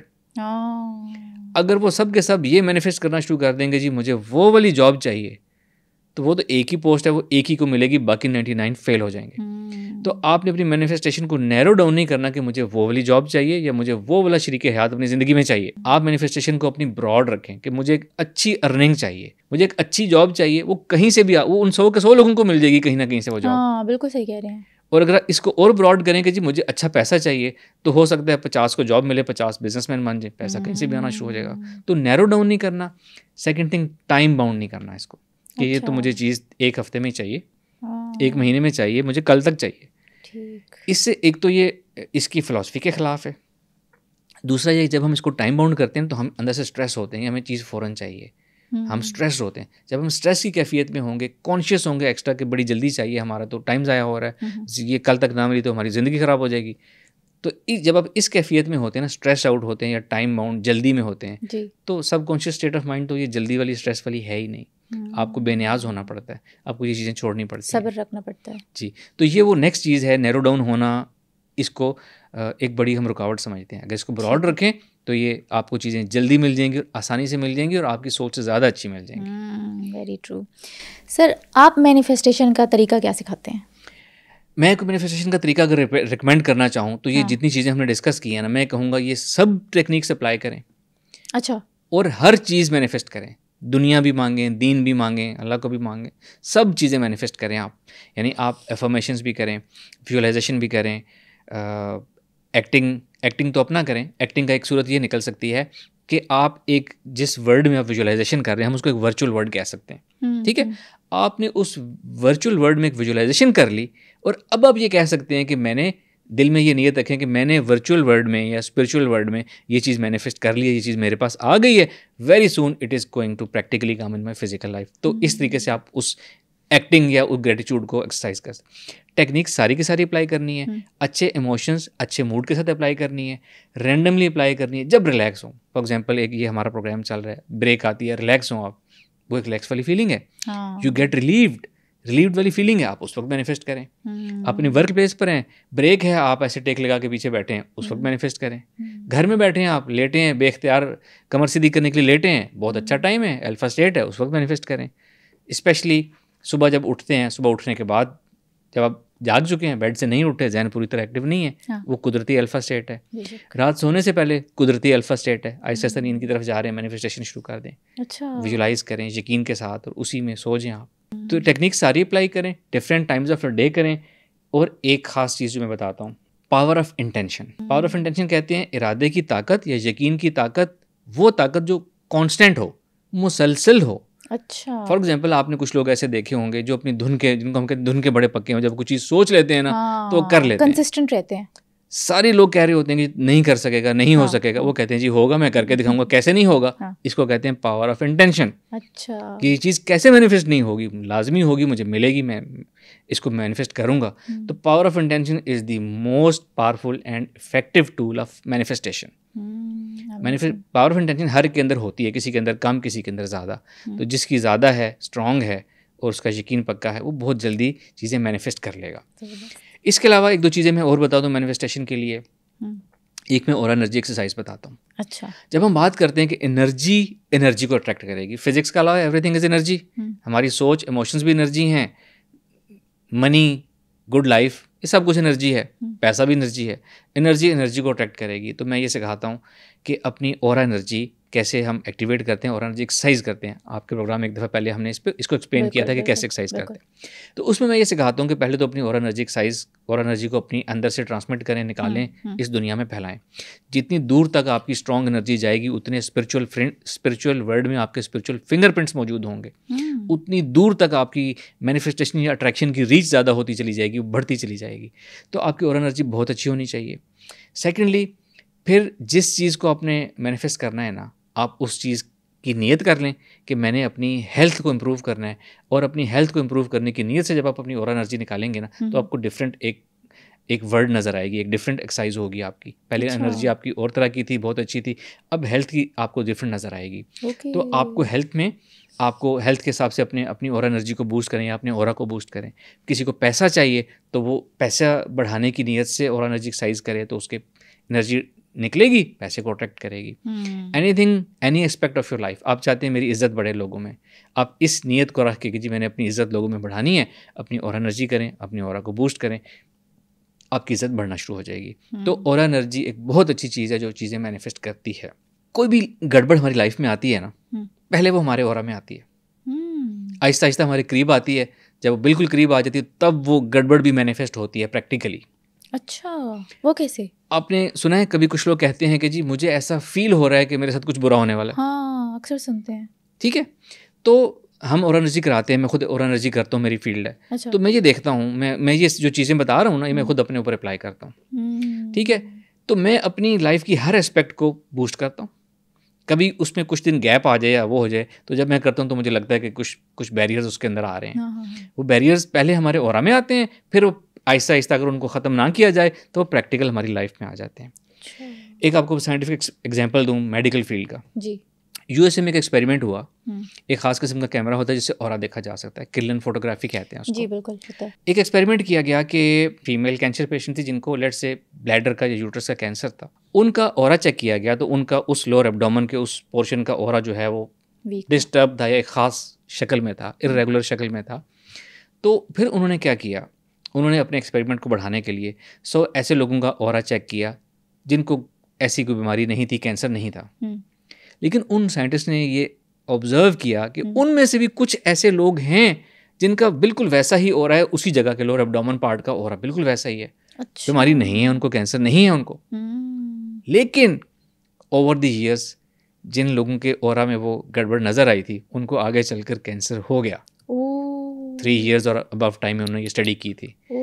यानी पहले गड़बड़ ऑरा में आती है, फिर प्रैक्टिकली आपकी लाइफ में आती है। तो अगर आप अपने ऑरा को ही क्लीन करते चले जाएं हर एस्पेक्ट से, तो ये मैनिफेस्टेशन की जबरदस्त टेक्निक है। मतलब कि अगर किसी इंसान को कैंसर होने वाला है अगले 3 सालों में, अगर वो एक्सरसाइज करता है तो उसको कैंसर नहीं होगा? Yes, exactly. हम इसी केस की एग्जांपल ले लेते हैं कि वो लेडीज जिनके उसमें ऑरा में आया था कि इनका ऑरा वो वाला गड़बड़ है, इनका ऑरा बिल्कुल वैसा ही है जैसा कैंसर वालों का है, वो वहीं से राइट नाउ अभी अपनी वो ऑरा एनर्जी ठीक करनी शुरू कर दें, अपना ऑरा ठीक कर लें, तो this thing will not manifest in their body. मतलब हमें वो कैमरा ले लेना चाहिए, हमें पता चले अगले 3 सालों में हमारे साथ क्या होने वाला है। नहीं, हमें कैमरा नहीं लेना, अपने आप हमें ऑरा एनर्जी एक्सरसाइज करनी है। ठीक है। लास्ट चीज़ जो मैं बताता हूँ मैनिफेस्टेशन के लिए, मेडिटेशन बताता हूँ। मेडिटेशन ये है कि जो सुनने वाले इसको करना चाहें कर सकते हैं। तरीका ये है कि आप ये अगेन मेडिटेशन स्टार्ट होती है इमेजिन और फील करने से, तसव्वुर एहसास से। आप ये तसव्वुर करें, एहसास करें कि आप एक खुले ग्राउंड में बैठे हैं, साफ आसमान है, सितारे नज़र आ रहे हैं, रात का टाइम, आप बैठे हैं खुले आसमान के तले, और आप सबसे पहले आपने एक आयत का विर्द करना है। एक आयत मुबारक है, अल्लाह ताला फरमाते हैं वला सौफा योती का रब्बू का फ़तरदा, यानी अल्लाह ताला अपने हबीब हज़रत मोहम्मद सल्लल्लाहु अलैहि वसल्लम को मुखातिब करके कह रहे हैं कि बहुत जल्द आपका रब आपको इतना देगा कि आपको राज़ी कर लेगा। ये आयत हमारे हुज़ूर पाक सल्लल्लाहु अलैहि वसल्लम के लिए मखसूस उतरी थी कि अल्लाह ताला उनको इतना देगा, और आप क्या चाहते थे, क्या मांगते थे? उम्मत की बख्शिश मांगते थे, तो उस हवाले से ये आयत है। लेकिन कुरान की आयत हर इंसान के लिए है, पूरी उम्मत के लिए है, वैलिड है। तो हमने ये आयत इस नीयत से पढ़नी है कि अल्लाह ताला ने जो इस आयत का असल मफ़हूम है, हुजूर को भी राज़ी करेगा और हमें भी अल्लाह ताला इतना देगा कि हमें राज़ी कर लेगा। इस आयत को आपने याद कर लेना है और इस यकीन के साथ कि आप ये पढ़ेंगे तो आपको भी अल्लाह ताला इतना देगा कि आपको राज़ी कर लेगा। ये आयत आपने विर्द अपना बना लेना है, इतनी प्रैक्टिस करनी है कि ये विर्द चलते फिरते काम करते आपके बैकग्राउंड में चल रहा हो। अच्छा। जब ये स्टेट हासिल हो जाए तो फिर आपने ये मेडिटेशन करनी है कि आपने खुले आसमान के तले ये इमेजिन करना है, असल में नहीं बैठना, आपने तसव्वुर करना है और फील करना है कि आप खुले आसमान के तले बैठे हैं, चाहे आप एक कमरे में भी बैठे हैं। ऑफ कोर्स मेडिटेशन तो ऐसी ही होती है ना, मैं यहाँ बैठ के मेडिटेशन करूँगा कि मैं बादलों पे बैठा हूँ, तो वो हो जाएगी। तो आपने ये इमेजिन और फील करना है कि आप एक खुले आसमान तले बैठे हैं और आप ये आयत कंटिन्यूसली पढ़ते चले जा रहे हैं, और जैसे जैसे आप ये पढ़ते चले जा रहे हैं ना, दूर से जैसे स्टार्स जूम इन करके हमारी तरफ आते हैं, हम कुछ वीडियोस में देखते हैं कि वो अल्लाह के नाम आ रहे हैं जूम इन करके, या स्टार्स आ रहे हैं। आपने ये तसव्वुर और महसूस करना है, ये मेडिटेट करना है कि आप ये पढ़ते चले जा रहे हैं और इसकी वाइब्रेशन से रोशनी, सितारे जो हैं लाइट की रोशनी में, सूरत में, नूर की सूरत में, ये सब पॉजिटिविटी है, ये पैसा है, ये खुशहाली है, ये खुशी है, ये अपॉर्चुनिटीज़ हैं, ये अच्छे लोग हैं, अच्छे दोस्त हैं, अच्छे इंसान हैं, शरीके हयात है, सब पॉजिटिव चीज़ें जो आपको चाहते हैं ना आपने ये बिलीव रखना है कि ये इसके मेरे पढ़ने के साथ साथ ऐसे मेरी तरफ जूम इन होते होते आ रहे हैं दूर से और मेरी बॉडी के अंदर एब्जॉर्ब होते चले जा रहे हैं, आपकी बॉडी का हिस्सा बनते चले जा रहे हैं। तो आपने ये मेडिटेशन करनी है। अगेन इसको थोड़ा सा वक्त दें, रिलैक्स होकर अल्फा स्टेट ऑफ माइंड हासिल करके यकीन के साथ ये मेडिटेशन करें, इसको अपनी ज़िंदगी का हिस्सा बनाएं और ये बहुत अच्छी मैनिफेस्टेशन का तरीका होगा। ठीक है, आपने बताया कि इस तरह से करना है, लेकिन मुझे ये बताएं जिस इंसान की रूटीन बहुत ज़्यादा बिजी हो, लाइक उसके पास सिर्फ सोने के लिए भी 3 घंटे हो, वो कैसे करेगा ये? लेकिन जिसके पास अपनी ज़िंदगी बदलने के लिए वक्त नहीं है ना, वो डिज़र्व ही नहीं करता कि उसकी ज़िंदगी बदले। ज़िंदगी बदलने के लिए आपको अपने लिए वक्त निकालना है। आप खुद किस तरह से मैनिफेस्ट करते हैं, आपका क्या तरीकाकार है? मुझसे पूछें तो मैं ये तमाम चीज़ें इंटेंशनली एज मैनिफेस्टेशन टेक्निक्स में यूज़ नहीं करता। मेरी एक डिफरेंट फ़िलॉसफी है। अच्छा। मेरा अल्लाह से बहुत अच्छा ताल्लुक़ है माशाल्लाह। मेरी मैनिफेस्टेशन जो है ना, वो सिर्फ़ और सिर्फ ये यकीन है। हाँ। और ये कांस्टेंट यकीन है, एक पावर ऑफ इंटेंशन की तरह का एक कांस्टेंट यकीन है कि मेरा अल्लाह मुझे हर गुजरते लम्हे के साथ बहुत ज़्यादा नवाजेगा, बहुत अच्छा नवाजेगा इंशाल्लाह। ये मेरे चाइल्डहुड से या मेरी टीन एज से मेरा ये यकीन है, ये मेरा बिलीफ है, और मेरी ये यकीन ही मेरी मैनिफेस्टेशन है, और हकीकत में ऐसा ही हो रहा है। मेरा ये मानना है कि अगर मैं खुद कोई चीज़ कोई सोच के विजुलाइज करके कुछ टारगेट रख के मैनिफेस्ट करूँगा, तो इंसान है, छोटा है, मखलूक है, बेशक तो हम कुछ छोटी चीज़, मैं अपनी छोटी सोच से छोटी चीज़ अट्रैक्ट कर लूँगा, मांग लूँगा। अगर मैं ये चीज़ अपने रब पे छोड़ रहा हूँ तो मेरा रब जो है वो बहुत बड़ा है, बहुत वसी है, वो मुझे बहुत ज़्यादा जो है मुझे देगा, नवाजेगा, और आज तक ऐसा ही हो रहा है। क्या बात है, माशाल्लाह माशाल्लाह, ज़बरदस्त, बहुत अच्छी बात है ये। मतलब जो आप खुद लोगों को सिखाते हैं उससे कहीं ज़्यादा आगे की अप्रोच है आपकी, एडवांस टेक्निक। माशाल्लाह, ये बहुत अच्छी बात है, हर किसी की नहीं होती है अप्रोच, बिल्कुल। अच्छा ये बताएं कि टेलीपैथी के बारे में कहा जाता है कि इस टेक्निक के थ्रू हम किसी के भी दिमाग में कुछ भी डाल सकते हैं और किसी के दिमाग को भी पढ़ सकते हैं, क्या ये सच है? बिल्कुल दुरुस्त है। हम किसी के जहन में ख्याल भी डाल सकते हैं, ख्याल पढ़ भी सकते हैं। मैं आपको एक कुरान से एक रेफरेंस देता हूँ जी। आखिरी सूरत, आखिरी आयत, आखिरी 2 आयत कि हम अल्लाह ताला से अल्लाह की पनाह मांग रहे हैं शैतान मरदूद से, और सीनों में वसवसे डालने, मैं पनाह मांगता हूँ सीनों में वसवसे डालने वाले के शर से, चाहे वो आखिरी, बिल्कुल आखिरी आयत, मिनल जिन्नात वन नास, वो जिन्नों में से हो या इंसानों में से हो, जिन्नात और इंसानों में से, यानी जिन्नात भी आपके सीने में वसवसे डाल सकते हैं आपके दिल में, और इंसान भी डाल सकते हैं। वसवसा एक नेगेटिव वर्ड है, तो यहाँ पे उससे शर से पनाह मांगने की बात की गई है।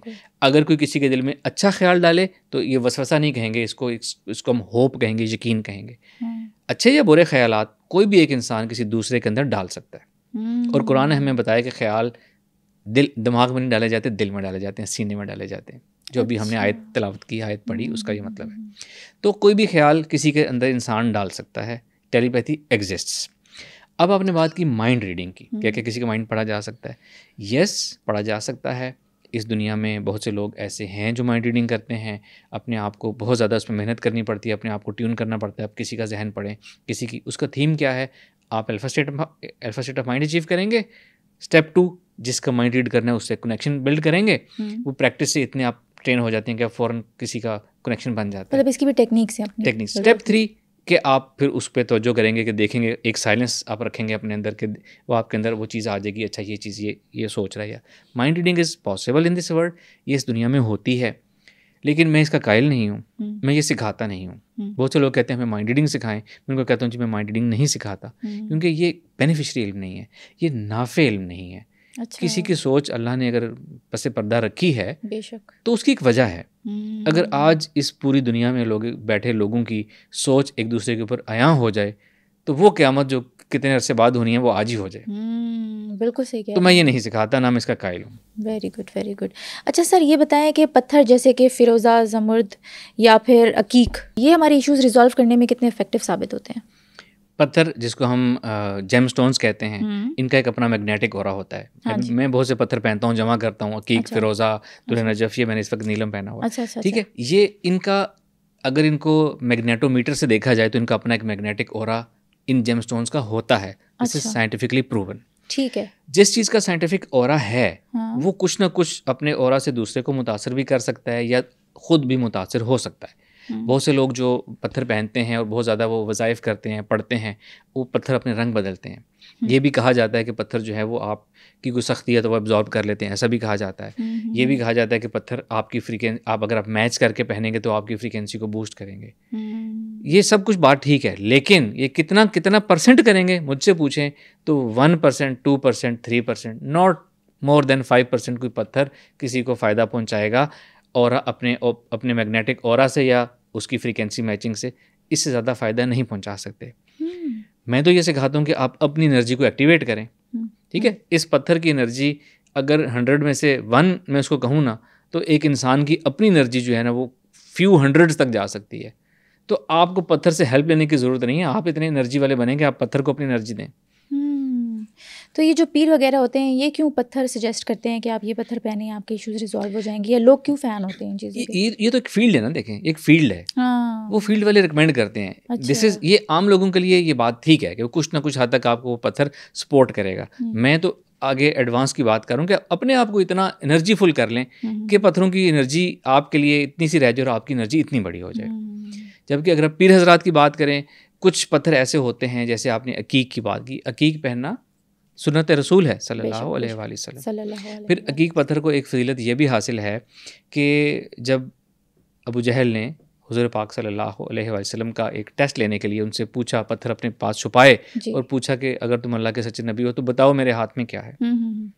अल्लाह के रसूल सल्लल्लाहु अलैहि वसल्लम ने कहा कि मुझसे क्या पूछते हो, यानी कि वो जज करना चाह रहे थे कि मैं सच्चा नबी हूँ। यानी अल्लाह के रसूल ने फरमाया मुझसे क्या पूछते हो, इन पत्थरों से ही पूछो कि मैं कौन हूँ। तो उन अकीक पत्थरों ने कलमा पढ़ा था ला इलाहा इल्लल्लाह मुहम्मद रसूलुल्लाह। तो इसको ये फजीलत भी हासिल है। अकीक लोग पहनते हैं सुन्नत की निस्बत से, फ़िरोज़ा पहनते हैं, फ़िरोज़ा हज़रत अली रज़ियल्लाहु अन्हु की सुन्नत है, आप पहना करते थे। तो इस तरह ये निस्बत वाले पत्थर कोई भी पहन सकता है। इसका ताल्लुक सिर्फ एक निस्बत होता है। जैसे एक ख़ास कॉलेज यूनिवर्सिटी वाले लोग जो हैं वो एक बैज लगाते हैं, स्टिकर्स अपनी गाड़ियों पे लगाते हैं, पंजाबियन, वो क्या है, एचिसोनियन, रावियन। तो ये सब वो एक स्लोगन है जो जिसको प्राइड फील करते हैं, रिप्रेजेंट करने जी। तो ये सुन्नत की निस्बत से जो पहना जाए वो सुन्नत उसका ताल्लुक निस्बत होता है। सर, गार्डियन एंजल्स का एक कॉन्सेप्ट है कि अल्लाह ने हर इंसान के साथ एक फरिश्ता भेजा है जो कि उसकी हिफाजत करता है। तो क्या इंसान उस फरिश्ते के साथ कम्युनिकेट भी कर सकता है? एंजल्स तो हैं, गार्डियन एंजल्स भी होंगे, कई होते हैं। पहले तो 2 फरिश्ते जो हैं वो हमारे हिसाब के लिए हमारे राइट लेफ्ट शोल्डर्स पे, शोल्डर्स का मतलब है कि हमारे पास मौजूद हैं। एक हमारी चीज़ें अच्छाई चीज़ नोट करने वाला, एक बुराई नोट करने वाला। तो ये तो फरिश्ते हैं। इसके अलावा जब हम पढ़ते हैं, जैसे हम कोई हिफाजत की दुआ पढ़ते हैं, आयतुल कुर्सी पढ़ते हैं, तो कितने ऐसी भी हदीस में उसमें रवायत हैं कि 70,000 फरिश्ते आपकी हिफाजत करते हैं। या गार्डियन एंजल का कॉन्सेप्ट तो है, हमारे यहाँ भी है, वेस्ट में भी है, क्रिश्चियनिटी में भी है, दूसरे मज़ाहिब में भी है। लेकिन जो गार्डियन एंजल्स हैं ना, वो हमें एक अल्लाह की तरफ से एक ड्यूटी कर रहे हैं। या वो हमारे हिसाब करने वाले एंजल्स हैं या गार्डियंस हैं, व्हाटएवर, वो अल्लाह की तरफ से एक ड्यूटी कर रहे हैं। They are not allowed to communicate with us, या हमने उनके साथ कम्युनिकेट नहीं करना। ये एक इर्रेशनल गोल है, इर्रेशनल ख्वाहिश है किसी की कि हम उनसे कम्युनिकेट करें। कल को कोई कहेगा कि जी वो खुदा न खास्ता अल्लाह माफ़ करे हमें ये बात करते हुए, कल को कोई ये भी कह सकता है कि जी जो हमारा हिसाब किताब लिखने वाले फरिश्ते हैं हम उनसे बातचीत शुरू कर दें तो हम उनसे रिक्वेस्ट कर लें कि ये ना लिखो, ये लिखो, ऐसा करो। ऐसा तो नहीं होता ना। लोग ये कॉन्सेप्ट देते हैं ना कि उनसे कम्युनिकेट कर सकते हैं, तो ऐसा नहीं होता। बिल्कुल ठीक है। सुनो पॉडकास्ट के बहुत से ऐसे व्यूवर्स हैं जिन्होंने अभी सुनो डिजिटल चैनल को सब्सक्राइब भी नहीं किया, और अगर आप समझते हैं कि मेरे इस पॉडकास्ट से आपने कुछ सीखा या फिर समझा, तो अभी सुनो डिजिटल चैनल को सब्सक्राइब करें ताकि मैं इसी तरह का वैल्यूएबल कंटेंट आप सब लोगों के लिए लाती रहूं।